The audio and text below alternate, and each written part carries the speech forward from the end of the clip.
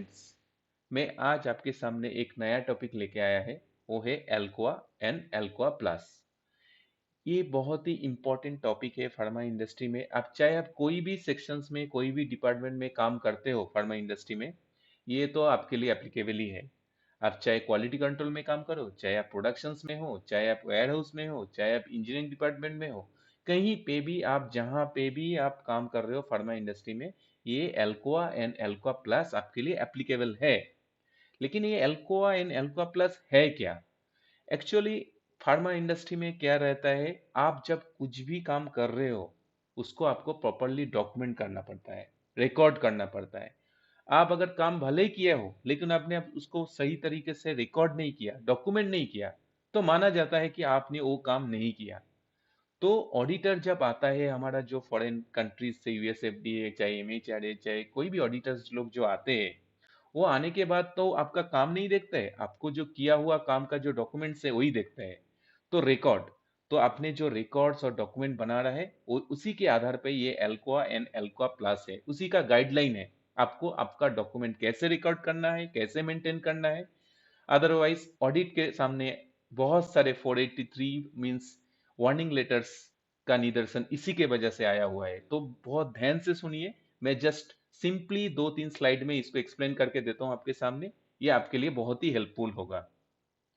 अभी मैं 2 स्लाइड्स में आपको एकदम सिंपल तरीके से एल्कोआ एंड एल्कोआ प्लस के बारे में एक्सप्लेन कर देता हूं। सबसे पहले एल्कोआ, देखिए एल्कोआ क्या है। ए है एट्रीब्यूटेबल, एल है लेजिबल, सी है कंटेम्पोरेनियस, ओ है ओरिजिनल एंड ए है एक्यूरेट।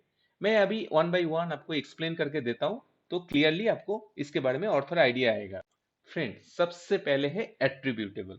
एट्रीब्यूटेबल में क्या है, एक्चुअली ये है, सपोज आपने कुछ एनालिसिस और कुछ भी एक्टिविटी आपने क्यूसी में परफॉर्म किया, तो कौन परफॉर्म किया, who is responsible, but who perform that work, उसमें आपको आएगा। को कब परफॉर्म किया आपने, अगर आपने परफॉर्म किया तो डेफिनेटली उसका प्रॉपर डेट टाइम वो भी मेंटेन होना है। आपने क्या परफॉर्म किया, आपने एनालिसिस किया, सैम्पलिंग किया, एनालिसिस किया तो कौन सा एनालिसिस किया, वो हो, हो सकता है। और नेक्स्ट है व्हाई, आपने क्यों परफॉर्म किया, मतलब उस एक्टिविटी का जो बैकग्राउंड डेटा है वो आपके पास होना है। मतलब सपोज आपने एनालिसिस किया, डेफिनेटली आपको प्रोडक्शन से कहीं से तो रिक्वेस्ट आया होगा, नहीं तो विदाउट रिक्वेस्ट के बिना, टेस्ट रिक्वेस्ट के बिना तो आप एनालिसिस परफॉर्म नहीं करोगे। तो ये एक है एट्रीब्यूटिव, मीन्स हु, कौन परफॉर्म किया, कब परफॉर्म किया, कि क्या परफॉर्म किया और क्यों परफॉर्म किया, तो ये सब होता है एट्रीब्यूटेबल। मैं एक एग्जांपल दे सकता हूं आपको जहां पे ये एट्रीब्यूटल ब्लीच हो सकता है, ब्रेक हो सकता है। सपोज कोई एक इंस्ट्रूमेंट में कॉमन पासवर्ड यूज हो रहा है, शेयरिंग पासवर्ड में यूज हो रहा है, तो इसमें सपोज 4-5 आदमी आके एक्टिविटीज को परफॉर्म कर रहे हैं, तो सबको लिए शेयरिंग पासवर्ड शेयरिंग है। तो इसमें आप बता सकते हैं कौन आदमी कौन एक्टिविटी किस टाइम पे किया, क्योंकि कोई भी आके उसमें सेम लॉगिन पासवर्ड से यूज कर रहा है। तो यहाँ पे एट्रीब्यूटल का जो है वो फेल होता है। फ्रेंड्स, नेक्स्ट पॉइंट है लेजिबल, रीडेबल एंड परमानेंट। आपने एक्टिविटी तो परफॉर्म कर लिया, उसको रिकॉर्ड भी कर लिया, लेकिन रिकॉर्ड इस तरीके से आपको करना है, वो आगे का आदमी को पढ़ना आना चाहिए, क्लियरली रीड कर सकते हैं आपका जो भी डेटा है। और वो भी एक दिन के लिए नहीं, वो परमानेंटली रीड होना है। सपोज आप आज ऑर्गेनाइजेशंस में हैं, कल आप नहीं हैं, लेकिन फिर भी वो डेटा तो है, डेटा तो वहीं पे रह जाएगा। वो डेटा को आज सालों के बाद भी कोई ऑडिटर आगे होकर उसको पढ़ना चाहते है, उसको देखना चाहता है, तो वो क्लियरली रीड कर सकते हैं। परमानेंटली वो डेटा को मेंटेन करना है। सो इसी के लिए ये है लेजिबिलिटी ऑफ द डॉक्यूमेंट। दोस्तों, नेक्स्ट है कॉन्टेम्परेनियस। कॉन्टेम्परेनियस इसमें क्या रहता है, आपने जो टाइम में जो एक्टिविटी परफॉर्म किया उसी टाइम में आपको रिकॉर्ड करना है। ये है एक्चुअली कॉन्टेम्परेनियस। तो सपोज इसका अगर नहीं किया तो क्या हो सकता है, सपोज आज ने आप आपने एक एक्टिविटी किया, इंस्टेंट आपने उसको रिकॉर्ड नहीं किया, तो बाद में आप जब रिकॉर्ड करने गए, आप सपोज 10 पॉइंट से 2 पॉइंट मिस हो सकता है, आपने टोटली फॉरगॉट हो गया, और कुछ आपने गलत इंफॉर्मेशन डाल दिया, एक्चुअल में जो हुआ था आपने कुछ दूसरा इंफॉर्मेशन डाल दिया। सपोज आपने एक रिएक्शन मॉनिटरिंग कर रहे थे, आप 1 घंटे के बाद बाद आप पीएच ले रहे थे, सपोज 9 बजे का ऐसा कुछ 1 घंटे का पीएच आपने मेमोराइज करके लग लिया कि ये 4.5 था, 4.6, 7.8, ऐसा करके जब आप रीडिंग फाइनल लिखने गए हो, कॉन्टेम्परेसली नहीं करके बाद में जब आप लिखने गए हो, उसमें से 2-4 रीडिंग आप गलत डाल दिया, तो यहाँ पे एक फेल हो जाता है कॉन्टेम्परेनियस। तो आपको जो एक्टिविटी जिस टाइम पे आप परफॉर्म करना है कर रहे हो, उसी टाइम में आपको उसको रिकॉर्ड करना है। फ्रेंड्स, नेक्स्ट है ओरिजिनल। ओरिजिनल का मतलब क्या है? ओरिजिनल का मतलब है, सपोज आपने जो एक्टिविटी जहां पे रिकॉर्ड कर रहे हैं वो उसी फॉर्म में उसी टाइम में रिकॉर्ड करना है। इसका मीनिंग ये है, सपोज आपने सोचा कि चलो मैं एक ड्राफ्ट पेपर में लिख लेता हूँ, ओरिजिनल में लिखते हुए कुछ गलती हो गया तो बाद में लिख देख लूंगा, ऐसा नहीं चलेगा। आपको जो है उसी डॉक्यूमेंट में उसी टाइम में लिखना है। आपको ट्रांसक्रिप्शन नहीं करना, मतलब आप कुछ ड्राफ्ट ड्राफ्ट डॉक्यूमेंट कुछ नोटबुक में लिख लिया, आपने सोचा मैं बाद में उसमें से मेन डॉक्यूमेंट में कर लूँ, that is not at all acceptable by the FDA and regulatory authorities. तो आपको ये बहुत तरीके से ध्यान रखना है।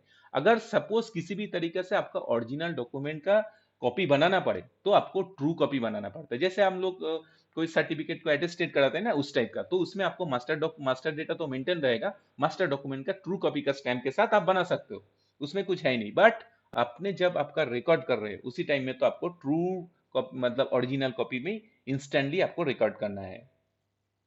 फ्रेंड, नेक्स्ट है एक्यूरेट। एक्यूरेट मतलब ये आप समझ ही गए ना, जो वैल्यू आपके सामने जो रिजल्ट एक्यूरेटली आ रहा है उसी को ही आपको लिखना है, अपने आप उसके साथ कुछ भी छेड़छाड़ नहीं कर सकते।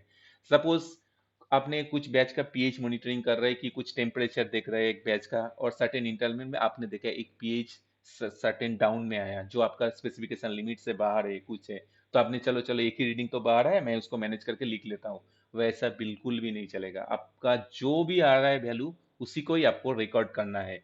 अगर आपने ऐसा कर लिया, सपोज आपने कुछ रीडिंग को गलत ऐसा लिख लिया और सिस्टम का ऑडिट ट्रायल में वो उसी वैल्यू ही कैप्चर होके गए, ऑडिट के टाइम में ऑडिटर आके दोनों जब आपका रिटर्न हुआ वैल्यूज और वो सिस्टम के साथ मैच करेगा, वो मैच नहीं हो पाएगा। एक क्लियर कट 483 ऑब्जर्वेशन आपको डेटा इंडिकेटर के मिल जाएगा। तो जो भी आप देख रहे हैं एक्यूरेटली उसी को आप लिखिए, दूसरा कुछ भी बारे में मत सोचिए आप। फ्रेंड्स, अभी मैं एल्कोआ प्लस के बारे में बताना चाहता हूँ। एल्कोआ प्लस नथिंग बट, उसका जो पहले एल्कोआ का डेटा इंटीग्रिटी का जब बहुत सारे इश्यूज आने लगा इंडिया का फार्मा कंपनीज में, बहुत सारा वार्निंग लेटर्स आने लगा, तो पहले एल्कोआ एल्कोआ गाइडलाइंस आया, बाद में उसका एक्सटेंशन है ये एल्कोआ प्लस बोल के जो आया है। तो इसके बारे में मैं एक्सप्लेन करता हूँ वन बाय वन। इसमें एक्चुअली चार पैरामीटर आपको दिखता है। एक तो है कंप्लीट, नेक्स्ट है कंसिस्टेंट, थर्ड है एंड्यूरिंग एंड फोर्थ है अवेलेबल। जस्ट मैं वन बाय वन आपको एक्सप्लेन करके देता हूँ। दोस्तों, सबसे पहले कंप्लीट। कंप्लीट का मीनिंग है आपके पास जो डेटा आपने जो रिकॉर्ड किया वो पूरे के पूरा है क्या, उसमें कुछ डिलीट तो नहीं कर दिया किसी ने, उसमें कुछ डेटा तो सिस्टम की वजह से लॉस्ट तो नहीं हुआ। तो वो इसी का बोलते हैं कंप्लीट। तो ये आपको इंश्योर करना है ऑडिटर के सामने, आपके पास जो भी डेटा है वो कंप्लीट डेटा है। ये आप कैसे इंश्योर करोगे? हमारे जो सिस्टम्स यूएसएफडीए के हिसाब से है उसमें 21 सीएफआर सॉफ्टवेयर लगा रहता है। 21 सीएफआर सॉफ्टवेयर में इंस्ट्रूमेंट में क्या रहता है? ऑडिट ट्रायल रहता है। ऑडिट ट्रायल में क्या रहता है? डेट एंड टाइम के साथ आपका जो भी एक्टिविटीज आप परफॉर्म कर रहे हो इंस्ट्रूमेंट में, आप लॉग इन कर रहे हो, लॉग आउट कर रहे हो, इंस्ट्रूमेंट में कुछ ब्रेकडाउन आया, कुछ एरर मैसेज आया, वो डेट एंड टाइम स्टैम्प के साथ उसमें रिकॉर्ड होते रहता है। तो इसी से एक आप ऑडिट ट्रायल के थ्रू से आप बोल सकते हो आपके डाटा कंप्लीटली अवेलेबल है। फ्रेंड्स, नेक्स्ट है कंसिस्टेंट। मैंने जो बोला था आपका कंप्लीट डेटा है, लेकिन वो क्रोनोलॉजिकल ऑर्डर में होना चाहिए। सपोज डेट एंड टाइम के साथ, मैंने जो आपको पिछले टाइम में कंप्लीट के टाइम में ही बता दिया था, तो ये आपका डेटा कंप्लीट होना है और वो chronological date and time. Suppose 2010 में आपका कुछ एक्टिविटी शुरू की, आज 2022 है, तो बीच बीच में जो भी चेंजेस है वो उसमें आपको कैप्चर होना है। और कुछ चेंजेस सपोज 2012 में आके आपने वो मेथड को कुछ रिवैलिडेट किया कि प्रोसेस को रिवैलिडेट किया, जो भी आपने चेंज किया क्रोनोलॉजिकली वो आपको डेटा में कैप्चर होना है। सिस्टम का केस में क्या है, कुछ डेटा आज आपने मास्टर डाटा कुछ बनाया, मास्टर डाटा बनाने के बाद काल उठ के लगा आपको उसमें कुछ चेंजेस है, तो डे टाइम टाइम के साथ आपका चेंज कंट्रोल मैकेनिज्म प्रोसीजर के साथ उसमें कंसिस्टेंटली वो मेंटेन होना है। बीच में ऐसा भी नहीं हो गया कुछ डेटा आपका स्टार्ट हुआ था, बीच में कुछ आपने चेंजेस किया, वहीं पे भी कैप्चर नहीं है, अभी नेक्स्ट कुछ पूरा टोटल डिफरेंट हो गया, तो ऑडिटर जब आएगा आपका इनिशियल डेटा देखेगा और भी अभी जो करंट डेटा है वो देखेगा, बीच में आपने जो चेंजेस किया अगर मेंटेन आपने नहीं किया तो ऑडिटर उसके साथ लिंक नहीं कर पाएगा, आपके लिए क्लियर कट 483 ऑब्जर्वेशन आ जाएगा। फ्रेंड्स, नेक्स्ट है एंड्यूरिंग। एंड्यूरिंग का मतलब क्या है? आपका जो डेटा है वो डेटा को आपको लॉन्ग टाइम के लिए स्टोर करना है प्रॉपरली, वो डेटा, ये एक एफडीए और रेगुलेटरी बॉडीज का रिक्वायरमेंट है। लॉन्ग टाइम के लिए, मतलब ये डिकेड्स भी हो सकता है कभी कभी, एक 10-12 ईयर्स के बाद तक, क्योंकि जो प्रोसेस वैलिडेशन है, मास्टर वैलिडेशन है, जब तक आपका प्रोडक्ट चलते रहेगा, मार्केट में आते रहेगा, तब तक वो डेटा तो वैलिड है, तो तब तक वो डेटा होना चाहिए। तो बाकी जो है, जो डिजिटली रिकॉर्डेड डेटा है, उसको क्या है, एक सर्टेन टाइम के बाद आपके पास कुछ बैकअप सिस्टम्स होना चाहिए, आपको बैकअप लेना है सिस्टम से रेगुलर इंटरवल से। फिर आपका डिजास्टर रिकवरी प्लान्स भी होना है आपके पास। अदरवाइज क्या हो जाएगा, आपके पास डेटा, आपने सोचा चलो मेरा तो डेटा सब कुछ सर्वर में है, एक दिन कुछ सर्वर किसी ने हैक कर लिया, कुछ सर्वर करप्ट हो गया, पूरा आपका डेटा लॉस हो सकता है। तो इसी के लिए आपके पास ये सब पहले से ही आपको प्लान होना चाहिए, इसको बोलता है enduring of your data. And दोस्तों, आपका फाइनल पॉइंट में मैं आ गया, अवेलेबल। अवेलेबल मीन्स डेटा आपको अवेलेबल होना चाहिए।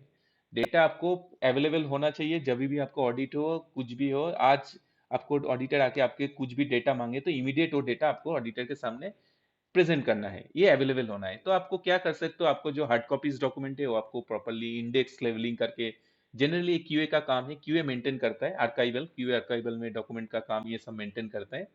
और ये मेन थिंग वो तो है कि डेटा तो आपको पूरे टाइम के लिए होना है, कभी भी एक्सेसिबल होना है और रीडेबल होना है।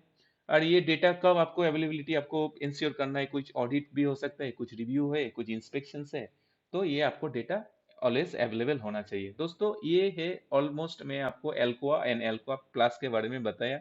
और आगे कुछ आपको कुछ इसके बारे में कुछ डेफिनेट कुछ क्वेश्चंस, कुछ क्रॉस एग्जाम्पल्स चाहिए तो आप मेरे को बता सकते हो। फ्रेंड्स, एज यूजुअल, मैं मेरा लास्ट स्लाइड्स में आ गया, इसमें मेरा ईमेल आईडीज है, इसमें आप मेरे को कांटेक्ट कर सकते हो। आगे कुछ टॉपिक्स के बारे में आपको और जानकारी चाहिए, कुछ भी देना है, मैं मेरा 17 ईयर्स का फार्मास्यूटिकल एक्सपीरियंस जो है आपके साथ मैं शेयर कर रहा हूँ। ये मेरा एक पर्सनल गोल है, जो भी मैंने सीखा, जो भी है, मैं आप सबके साथ शेयर कर रहा हूँ। ठीक है भाई, सब लोग अच्छे रहो, खुश रहो, और कुछ भी होगा तो जरूर आप मेरे साथ कांटेक्ट करो।